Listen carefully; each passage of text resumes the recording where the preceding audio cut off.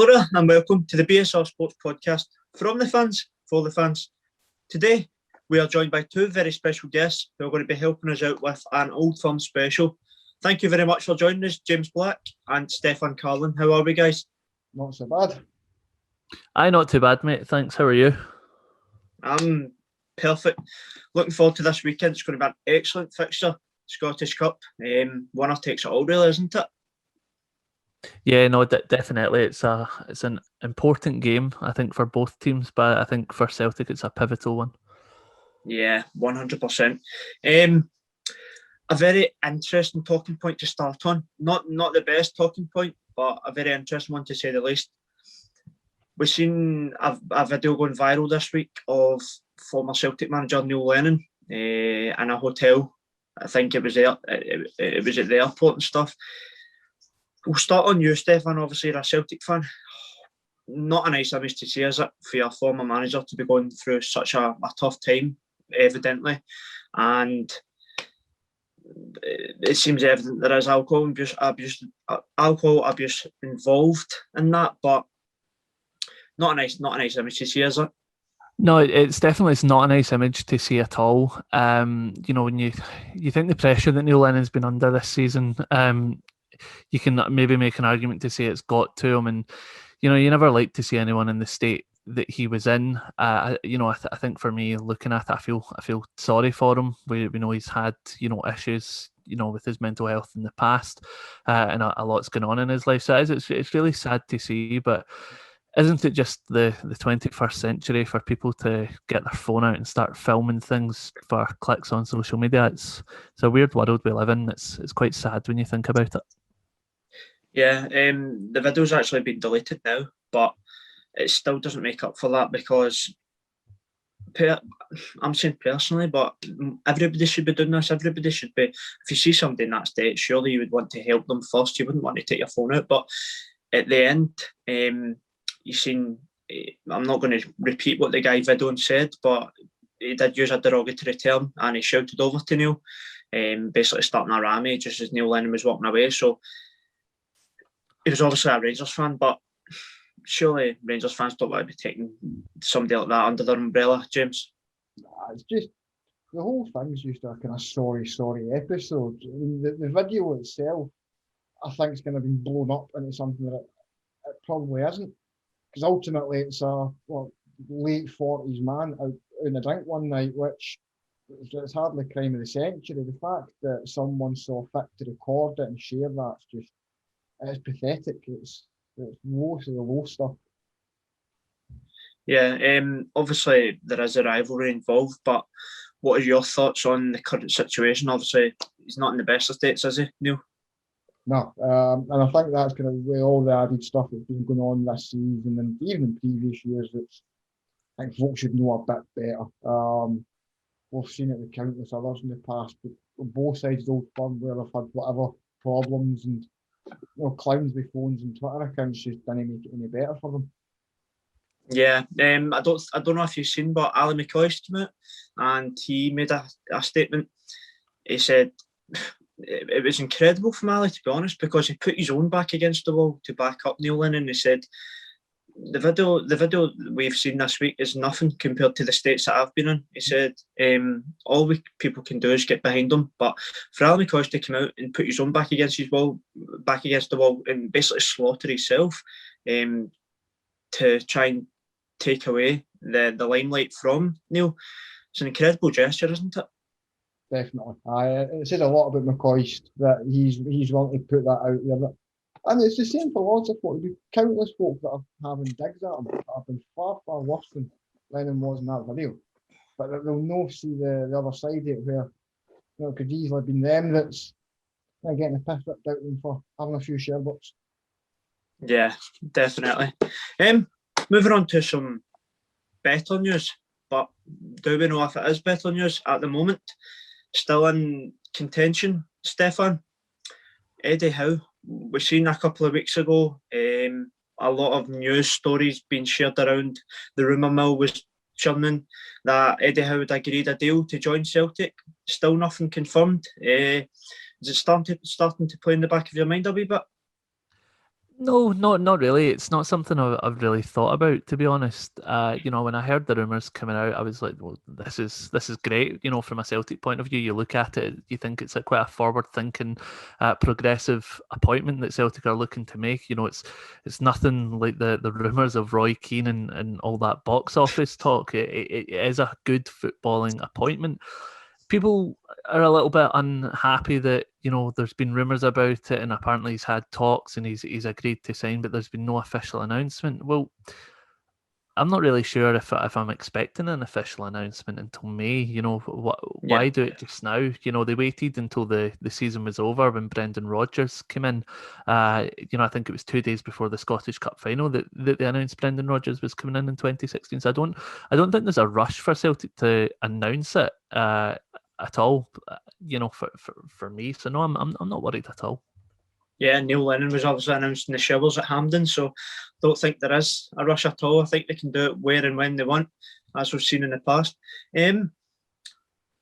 Celtic's form recently, unbeaten in the last 6 under John Kennedy. Might not have won all the games, but definite improvements. Would you say there is any question of John Kennedy keeping the job? No. I wouldn't. It's not one I would like to see. Saying that, it's not one I'm opposed to. I think he has made slight changes coming in. I didn't expect to see many changes, but he has made some changes. But he's not a person I'd be giving the job to if it was my decision, because I think he's been around the club too long, and I just don't think he's the sort of caliber that Celtic are looking for. But then I suppose there's an argument of, well, Brendan Rodgers thought of him highly, wanted to take him to Leicester, etc. So there are arguments both ways. But for myself, I don't think he's got what it takes to manage Celtic full time. Yeah, I just spoke about the form, unbeaten in the last 6. Drew against Rangers in the last Old Firm, probably could have even snatched it.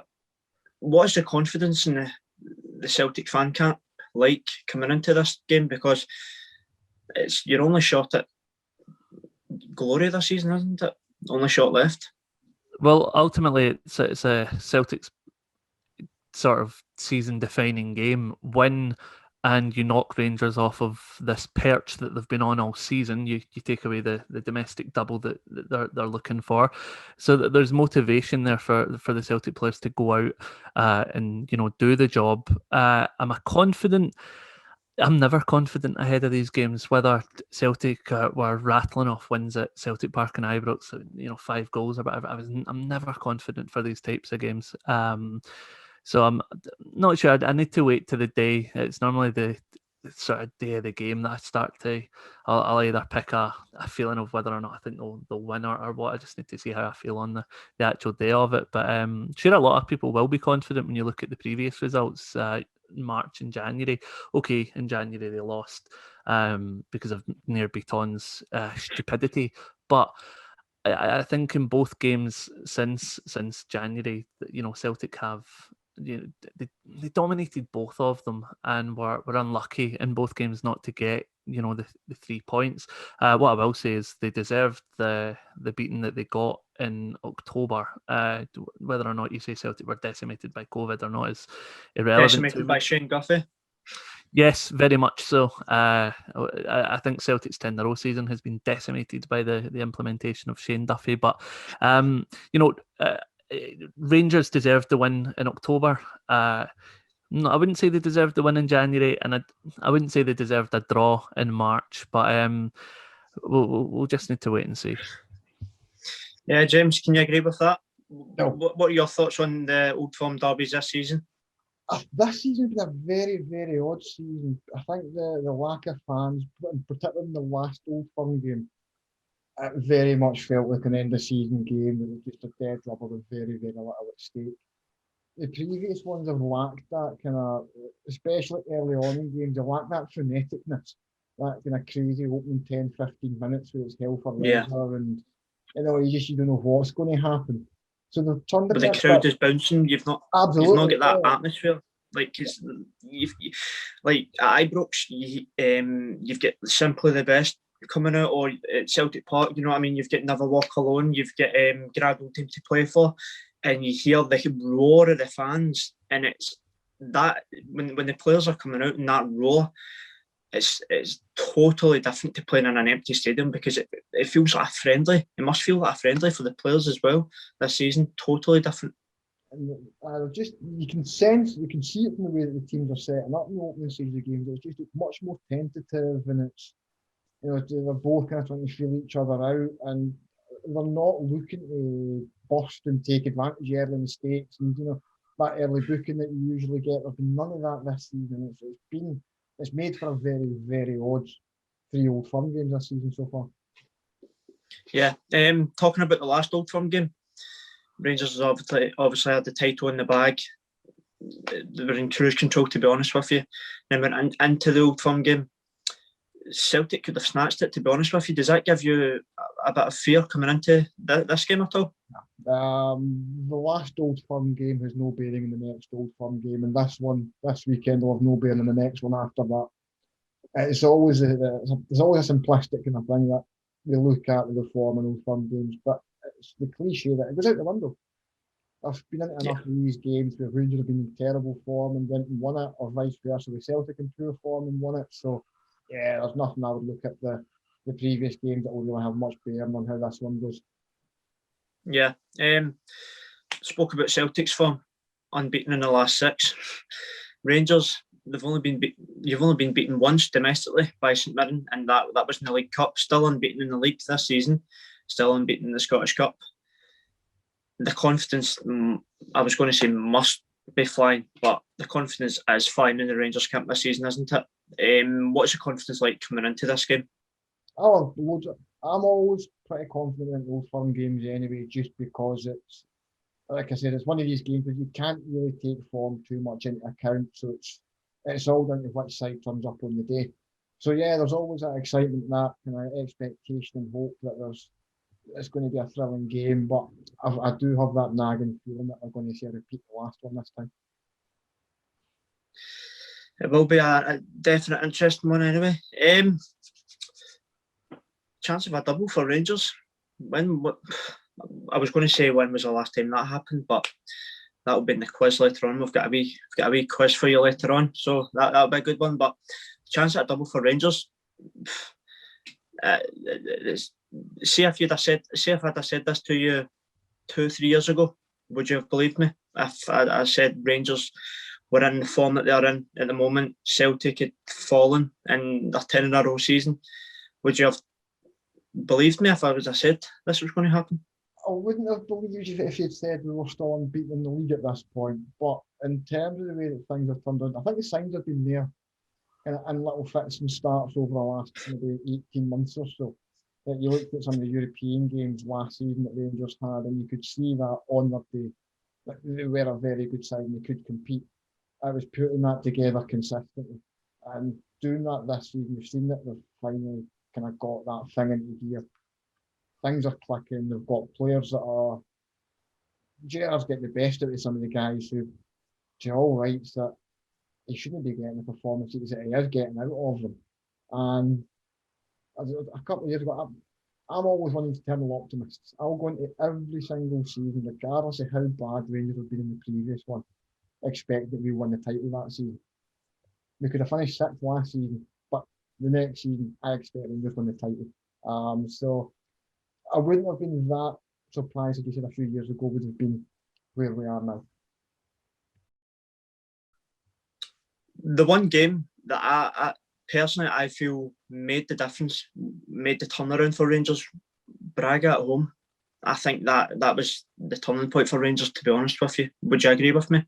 I think that's a very, maybe not that game as a specific, but that maybe 4-6 week spell round about that was really it. I think in the way that everything ended last season shortly afterwards, I think that also helped because of that kind of, I don't want to say sense of injustice that the season ended early, but I think when you look at kind of how Rangers had got themselves going, the players themselves, they'll have wanted to kind of carry that momentum on and see just where it took them and let them carry it on into this season. So Yeah, I think it's a pretty fair assessment that at least that kind of window was where things really clicked into gear for Rangers. Yeah. Stefan, obviously you've got the Old Firm this weekend. Win or lose, it won't have a massive effect because you've got massive changes going on at Celtic. You've got a whole turnaround in the summer. New director of football, new directors coming in, new manager. So the question is, where for you does Celtic go from here? It's a broad question, but well, I think the first priority for Celtic is making sure that they are in, contention for the Scottish Cup, and that means winning on Sunday. Anything other than a win is, just another disappointment in a long line of disappointments for Celtic this season. It's one game that the players shouldn't need to be motivated for games of this caliber, but this is one game that the players need to be up for it, because it is a chance to make sure that they don't end the season without any silverware. That's a big thing. It's a chance to send Scott Brown off with a high. It is a chance to sort of earn back a little bit of respect. I think would be the word, because this season the performances have been dire. There's been so many. I mean, look at Sparta Prague, home and away, absolutely shambolic. So there's a little bit of pride and a little bit of respect that Celtic need to sort of earn back. And winning the Scottish Cup, I think, would be a great start.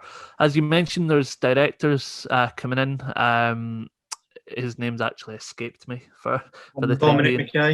Dominic Mackay, there we go. And hopefully the implementation of a sporting director, a new manager, is going to be a big turnaround for Celtic. I think it's a big ask, but all I can do is sort of put faith in the club to sort of steer the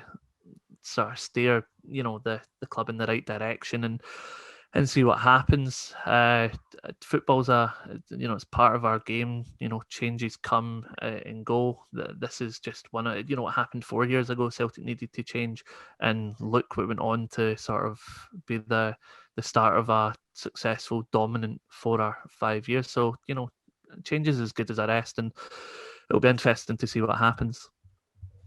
Yeah, talking about change, a positive to take out of this week: Stephen Welsh signed a new deal. He's looking an excellent prospect for Celtic in the future. Do you see him as a future Celtic star? Yeah, I do. I don't even say I would see him as a future Celtic star. I think he is. He's in the team just now. He's keeping out. I'm going to choose my words carefully here. He's keeping out an international capped centre back with Premier League experience in Shane Duffy. Shane Duffy. So whether or not that tells you the lack of faith in Shane Duffy, or whether or not it's a boost in faith in Stephen Welsh, I don't know. But what I will say is I think he looks like a decent player, and I think under the right manager, you could get the best out of him. Certainly develop him into a fantastic young player. Look at Van Dijk. Denier, even Christopher Ajer.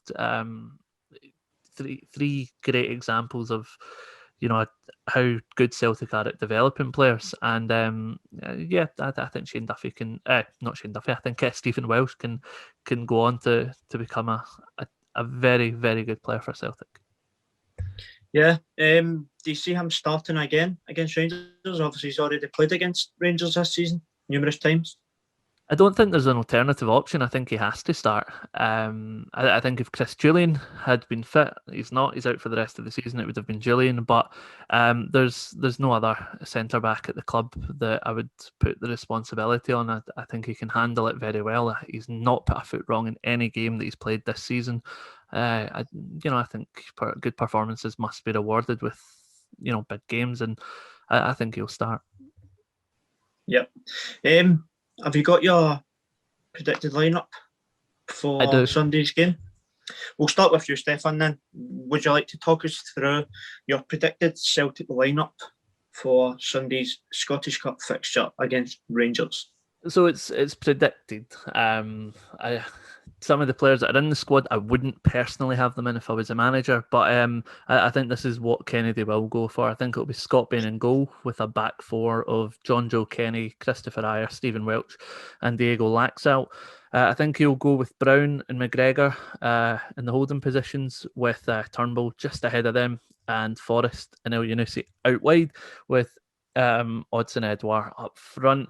I think if it was me, I would be putting Barkas back in goal. I'm not a big fan of Scott Bain. I think his distribution's excellent, but other than that, I don't think he's that great a goalkeeper. So it would be Barkas for me. John Joe Kenny hasn't done enough for me. To look at the absolute howler he gave away in March. I think that proved that game was too soon for him. I think it passed him by. And if it was me, I'd be having Greg Taylor in there.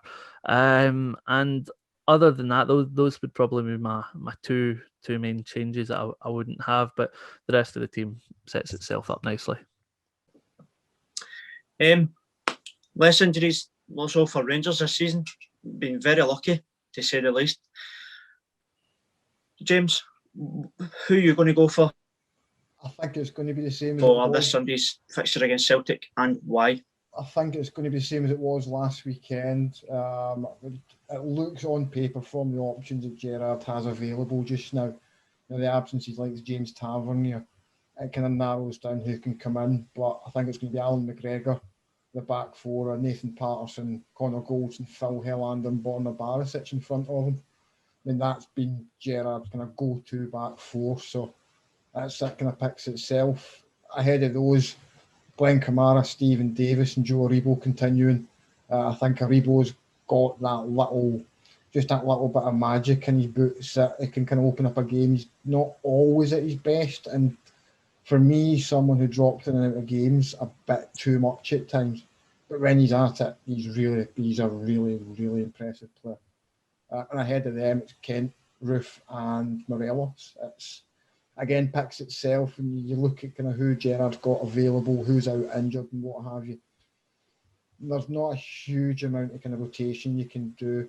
Yanis Hadji could possibly come in, but other than that, it's maybe Scott Arfield and other.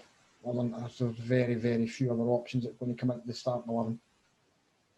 Yeah, I think that has been the starting 11 for Rangers for, well, obviously taking out Nathan Patterson, putting Tav, but I think that's been the strongest starting 11 Rangers have had all season, and you've seen the impact that Roof has had coming in because Aribo, it was Aribo that used to get played out there, wasn't it? And personally for me, with the skill set Aribo has and his locker, as you spoke about, he's got the quick dribbling, quick feet. He suits it being dropped back further into the midfield, doesn't he? Rather than being placed out wide. And then you've got Roof's pace as well. You've got Roof's strength and his ability to set up a ball as well as get onto the end of a ball. Yeah, I think as well. It's the same problem with Yanis Hadji as Aribo in that they're two supremely talented players, but that role wide and right just it doesn't really suit either of them. But Roof, when he's fit, he really suits that. He's adept at just finding space that defenders seem to have a terrible blind spot for. I mean, you look at the guy's goal record since he moved to Ibrox, it's ridiculous. Yeah. I said that because I used to watch him. I don't know if you remember, he played for Leeds. He was on fire for Leeds down in the Championship, and I remember he signed for Anderlecht, and I said he's going to set the Belgian Pro League on fire. Didn't do that as much as he did with the Championship, but as soon as he signed for Rangers, the Scottish Premiership, you can see it's suited to him, the physicality, the style of play, and he's just taken the league for a walk, hasn't he, since he came in? And to be honest with you, I think he's improved Morelos as well, because he's given Morelos a partner.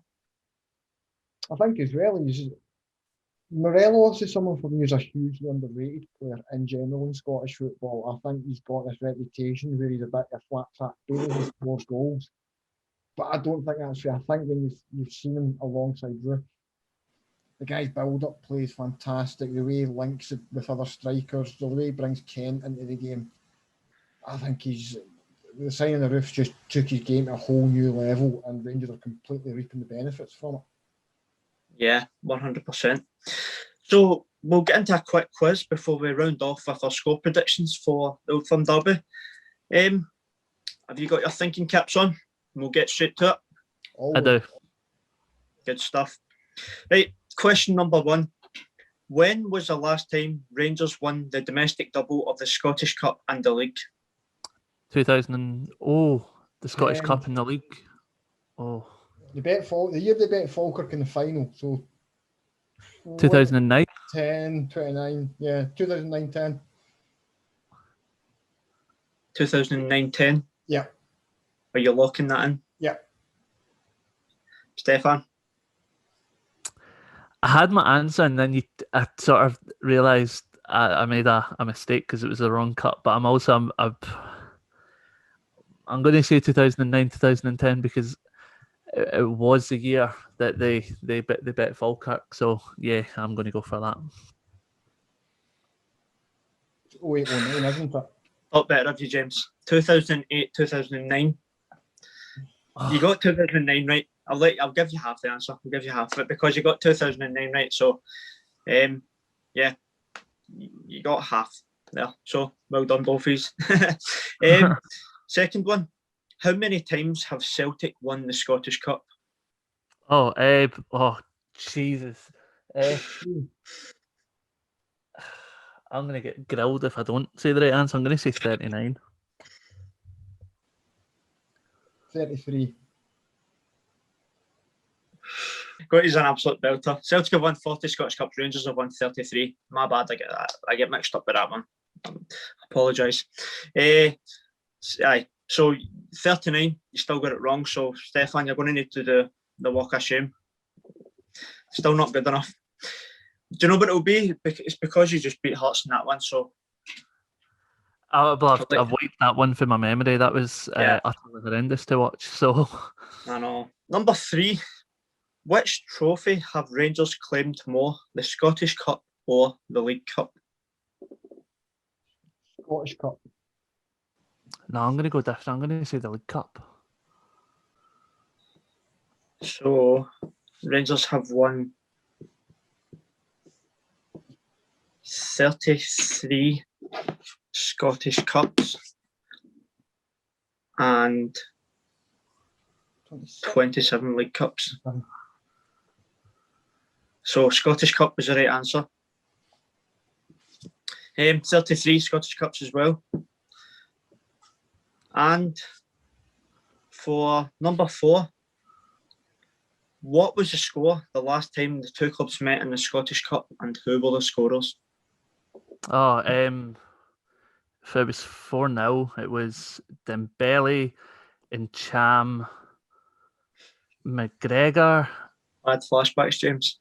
And Rogic? Yeah, Rogic scored. It was 2 for Dembele. Hold on, was it? Or was it? No, it was 1. It was 1 for Dembele, 1 for Cham and McGregor and Rogic. There we go. Tipton. I know. Yeah, so it was 4-0, the last one. And the goal, I think we all remember, is Dembele chipping the keeper down the middle. Very cheekily, wasn't it? Number 5. Who has the most Scottish Cup victories between both of the Old Firm? Oh, Jesus. I'm going to say Celtic. Scottish. I think it's Rangers by only a couple in it, I think. So Rangers have obviously got the most wins in the league. Most wins in the league. In terms of trophy wins or Celtic? No. Or actual... just talking about who has the most victories against each other. And in the head-to-head, in the Scottish Cup only. Aye, right, okay, no, that's why I'm still going to say Celtic. Rangers to get a couple. Celtic. Yes. Celtic have the most. Unlucky, James. But that won't matter because the only thing that matters is Sunday's game. It is going to be Clash of the Titans, to say the least. Stefan, would you like to give us your score prediction for Sunday's game? I always say and given why? I always say given a prediction for these games, you're sort of making a rod for your own back. And I'm probably going to turn out like the Hugh Keevins of predictions here and getting it absolutely wrong. But I am going to say that it's a hard one. I'm going to say 2-1 Celtic. Who you put down to the scorers? Elyounoussi and Edouard. For Rangers, it's a hard one. I'm going to say Kent. He loves a goal against Celtic. Are you forgetting it's at Ibrox? Very optimistic. I know. I don't know where I'm getting this boldness, this brazenness from, but I've got to go for it. I can't say Rangers are going to win, can I? You can take a slagging for it. You've taken enough slaggings this year anyway, so we'll let you away with it. Let you get a bit of confidence back. James, what is your prediction for Sunday? I think it's going to be a Desmond. The Rangers winning on penalties. Nice wee 2-2. The Rangers winning a rare old fun penalty shootout. It's been a long time since we've had one, so. And I think the last time we had a penalty shootout, we actually won it. Tom Rogic mucked it up. Sorry for your loss, Stefan. I think you'll remember that one, rightly so. I do remember it, but do you know what? I felt really sad after that game, but you know what kind of happened afterwards. Sort of you take it, you look back. It was a monumental moment in history, and it turned out to work for Celtic in the long run. So it's all good. Yep, Hibs got that moment of glory that year, didn't they?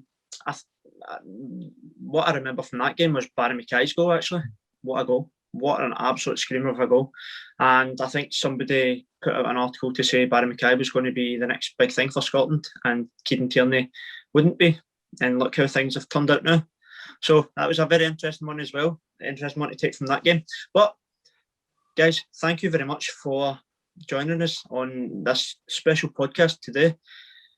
Good luck to both of you on Sunday. It will be an excellent game to watch. I'll be sitting down to watch it with one of my eyes closed, probably, because it'll most likely be a snowfest as it's been this season because it's Old Firm. Nah, I'm only joking. Looking forward to it anyway. No fans, unfortunately, but as we start to get back into things, let's hope we can get fans back to these events soon enough. Thank you very much for joining us, guys, and it's a goodbye from me.